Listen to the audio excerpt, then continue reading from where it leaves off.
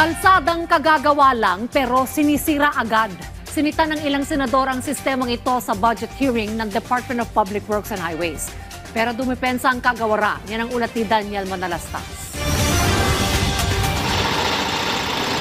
Kadalasan na eksenang ito ng reblocking ng mga kalsada na ginagawa para maisaayos ang mga sirang daan.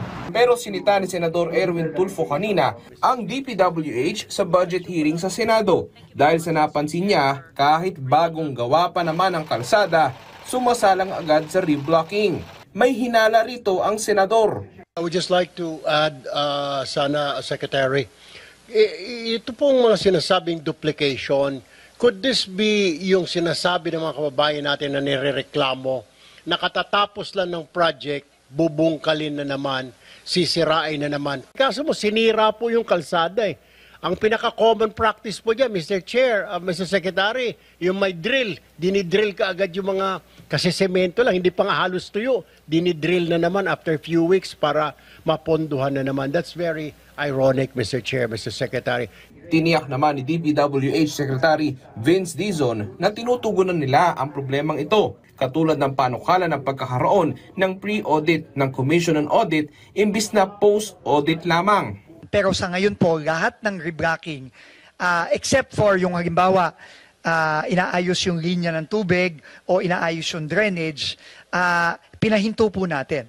Meron kaming kinakraft po ngayon na siguro sa mga ilang linggo matatapos na, clear guidelines. Kailan ba pwedeng o kailan ba dapat mag-reblock?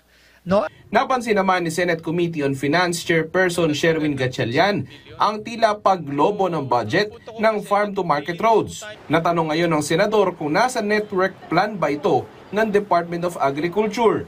From 16 billion to 32 billion. So nadagdagan ng 16 billion. So ang punto ko kasi, naglilinis ho tayo sa DPWH na i-transfer naman natin sa DA. Kasi kung hindi pasok sa master plan ho ninyo, hindi magagamit ng ating mga magsasaka at mangingisda yung FMR.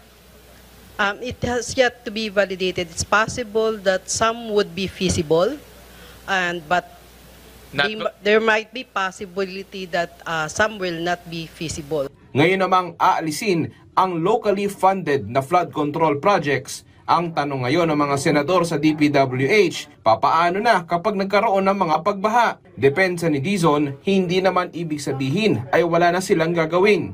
Meron pong naiwan na 15.7 billion na flood control for foreign assisted projects. Talaga naman pong makakasiguro tayo na hindi mananakaw yung pondong yan. At massive clearing ng ating mga waterways. Nauna nang tiniyak ni Gatchalian na on track ang pagpasa ng Senado sa panukalang budget ng pamahalaan. Daniel Manalastas para sa Pambansang TV sa Bagong Pilipinas.